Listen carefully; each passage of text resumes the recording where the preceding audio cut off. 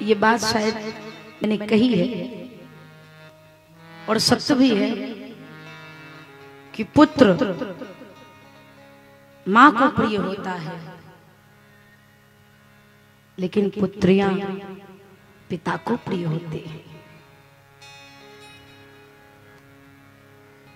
जितना बेटियां पिता से प्रेम करती, पिता भी बेटियों से उतना ही प्रेम करते हैं। पिता के जीवन के तकलीफ को बेटियों को बताना नहीं पड़ता, और इसमें कोई संशय नहीं है कि जिसका एक जन्म का नहीं करोड़ों जन्म के भाग्य जब उदय होते तो किसी के घर बेटियों का जन्म होता है। भगवान सबको बेटियां देते भी नहीं, और जिसको दे दे सबको नहीं मिलता। अरे परियों को पालने के लिए किसी शहंशाह की जरूरत होती है, और जिस पिता के घर बेटी जन्म ले ले उसका पिता शहंशाह से कम नहीं होता। सबको ईश्वर नहीं देता ये सौभाग्य। जब चित्रकूट में जनक जी महाराज मिले ना तो कहते मैं बड़भागी हूं कि मैं वैदेही का पिता हूं, क्योंकि पुत्र एक कुल को तारता है लेकिन बेटियां दो दो कुल को तारती हैं। पुत्र पवित्र किए कुल दो।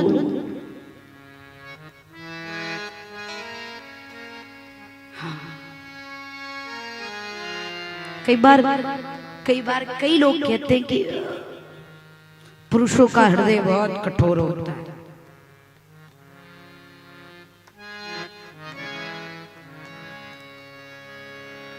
कभी किसी पिता को देखे हो विदाई के समय बेटी के निकट? विदाई के समय या तो पिताजी दरवाजे से कहीं काम से बाहर चले जाएंगे, बहुत जरूरी काम आ गया था मैं बाहर गया था, क्योंकि हिम्मत नहीं होती कि अपनी बेटी को विदा कैसे करें। अच्छा ये भी है कि माताओं को रोने के लिए तो चार लोगों के पास भी बैठ करके रो लेंगे, लेकिन इनको रोने के लिए ना किसी दीवार के सहारे की जरूरत पड़ती है, कहीं एकांत की जरूरत पड़ती है।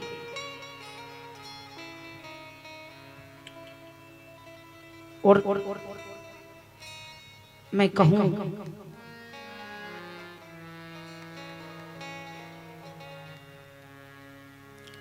बेटियों के जीवन का सौभाग्य तब तक है जब तक पिता है। बेटियों का दो स्थान है, एक ससुराल एक मायका। ससुराल पति से और मायका पिता से है। यद्यपि मायका जो शब्द है वो मां के नाम से है, मायका, लेकिन उस मायके में बेटी का स्वाभिमान, बेटी का अधिकार, बेटी का आत्मसम्मान तब तक है जब तक उसका पिता जीवित है।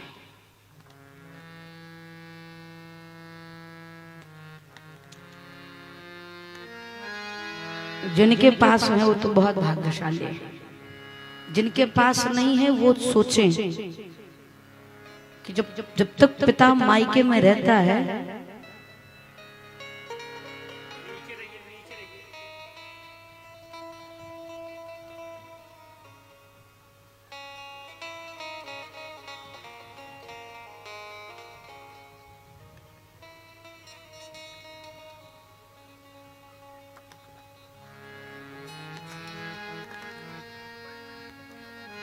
मायके में जब तक पिता है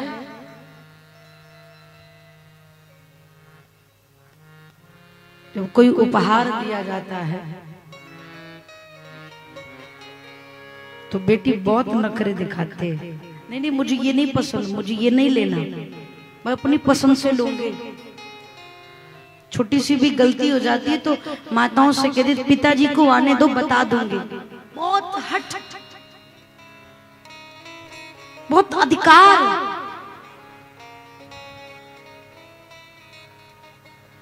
जानते हो क्यों? क्योंकि उसको लगता है कि कोई मेरी नहीं सुनेगा, लेकिन मेरे पिताजी मेरी जरूर सुनेंगे।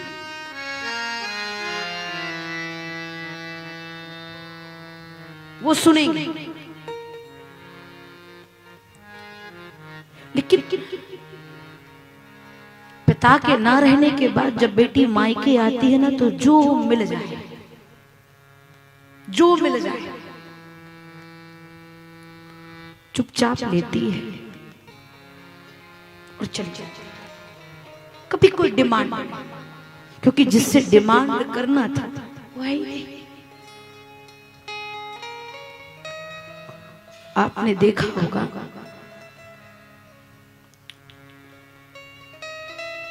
कि जब बेटी ससुराल में होती है और उसे सूचना मिल जाए कि पिताजी अभी संसार में नहीं रहे, तो रोती बिलखती। जब बेटी उस द्वार पर पहुंचती है ना, तो उसकी चीख से पता चल जाता है कि निश्चित ये बेटी बाप की बेटी होगी। उसके क्रंदन से, उसके रुदन से, उसकी विलाप से लोगों को पता चल जाता है कितनी करुणा अगर किसी में हो सकती है तो बेटी में हो सकती है। चीखती, चिल्लाती, रुदन करती जब आती है ना, तो दहलीज पर पछाड़ खाकर गिरती है। बड़ी आस, बड़ी उम्मीद, बहुत करुणा से उस दहलीज को देखती है और मन ही मन में सोचती है कि आज ये आंगन मेरे लिए सदा के लिए पराया हो गया। बेटी उस समय आंगन को पराया नहीं समझती जिस समय उसकी डोली उठती है। आंगन पराया तब लगता है जिस समय पिता की अर्थी उठती है।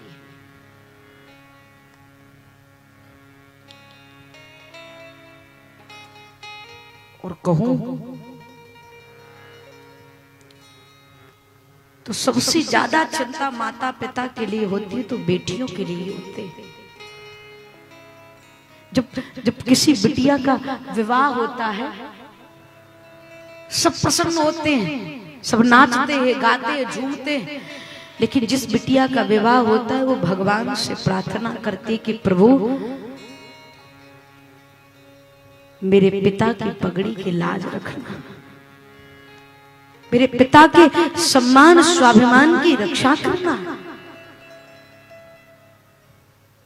इसको बैठाओ।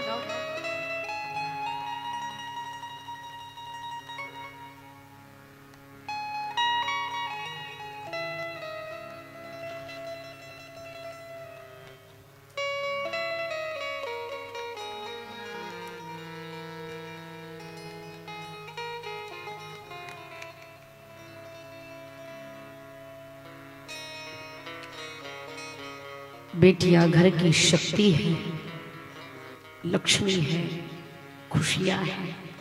बेटियां आंगन की वो तुलसी का वृक्ष होती है जो उगती तो पिता के आंगन में है, लेकिन महकाती किसी और के आंगन को है।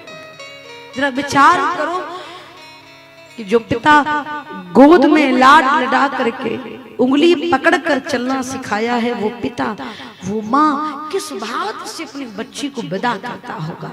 जरा कल्पना करके देखें। आज जनक जी के साथ वही हो रहा है। जनक जी के पास पहुंचे, बहुत दिवस भी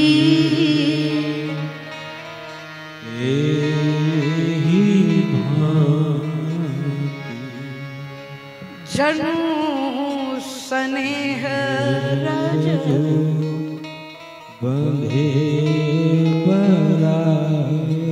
पूरी अयोध्या के जितने लोग आए थे, जनकपुर से इतना प्रेम मिला कि अनुराग की डोरी में सब बंधे हुए हैं, जाना चाहते हैं लेकिन कदम नहीं बढ़ पा रहे। तो महाराज जनक वशिष्ठ जी के पास गए, बोले गुरुदेव आप ही विदेह राज को समझाइए कि अनुमति दें। सतानंद जी महाराज जनक के पास गए, कहा राजन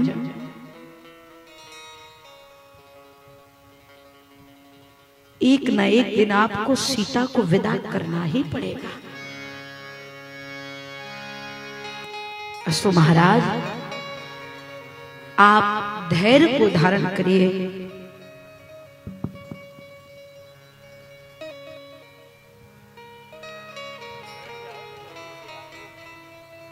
और जानकी की विदाई की सूचना रनिवास में भेजे।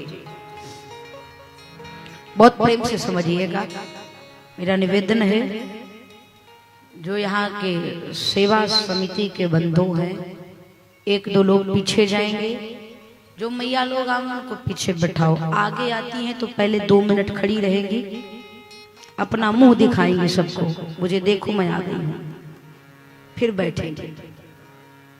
तो आपसे प्रार्थना है जो जहां पाओ स्थान वही बैठ जाओ। ये प्रदर्शनी नहीं है, सत्संग है। बोलिए अवध बिहारी सरकार की। महाराज जनक सतानंद जी की बात से बहुत दुखी हुए, कैसे करूं, ज्ञानी है, बहुत बड़े ज्ञानी है। प्राय ये लोग कहते हैं कि ज्ञानियों को मोह नहीं होता।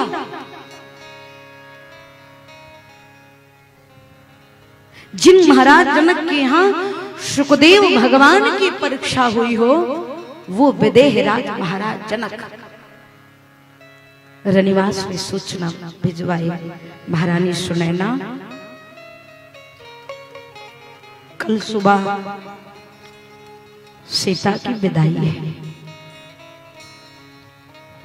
यहाँ पर मातृ शक्ति मेरी बहुत सुंदर शिक्षा लेंगे। रामायण जीना सिखाती है। रामायण को हम जितना सुने जीवन में उतारे, बहुत प्यारा संकेत। मैया सुनैना अपनी चारों पुत्रियों को बिठाई, बड़ा दिव्य श्रृंगार किया। श्रृंगार करके नारी धर्म सिखवई मृदुबानी। मैया सुनैना अपनी बेटियों को नारी धर्म का उपदेश देती है, बताती है कि कैसे रहना चाहिए। बेटी ससुराल में क्या करना चाहिए, कैसे रहना चाहिए। श्री जानकी मैया ने पूछा, मां ऐसा कोई मार्ग बताओ कि प्रभु के हृदय में मेरा स्थान सदैव बना रहे। सूत्र समझिएगा मैया। दुनिया में बहुत सारी स्त्रियां आती हैं और कहती है, देवी जी ऐसा कोई मंत्र बताओ कि हमारा पति हमारे वश में आ जाए। दुनिया में कोई ऐसा मंत्र नहीं बना है जो पति को वश में कर ले, लेकिन हाँ श्री रामचरितमानस में वो मंत्र है जिससे हम पति के हृदय पर राज कर सकते हैं। जानते हैं क्या? मंत्र लिख लो, ध्यान से सुनना। मैया सुनैना कहती हैं, बेटी अगर राघव के हृदय में राज करना है तो एक सूत्र अपनाओ। सास ससुर गुरु सेवा करहूं। सास ससुर श्रेष्ठ जनों का आदर करना, खूब सेवा करना, और अगर सास ससुर की सेवा करके उनको प्रसन्न कर लिया तो तुम्हारा पति तुमसे कभी रुष्ट नहीं हो सकता। और जान के पति रुख लखिया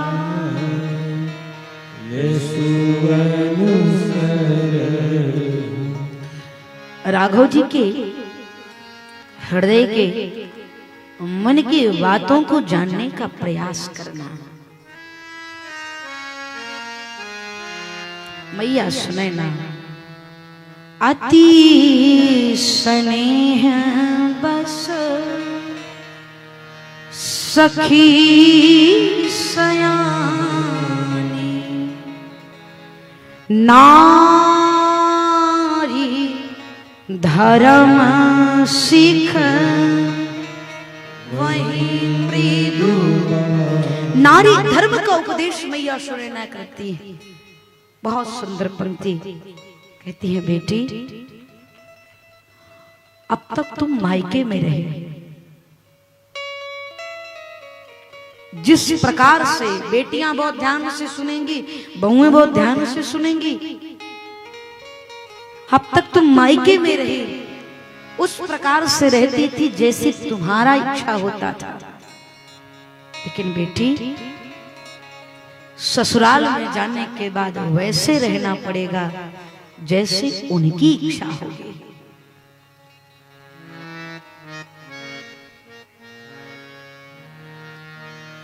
बेटी वहां तुमसे सब बड़े होंगे, सब तुम्हें बोलेंगे, लेकिन तुम चुप रहना, किसी को पलटकर जवाब मत देना, सबकी सुनना, किसी से कुछ मत कहना। मैया सुनैना शिक्षा प्रदान करती हैं। हर माँ को चाहिए कि अपनी बेटी को ये संस्कार देकर के विदा करे।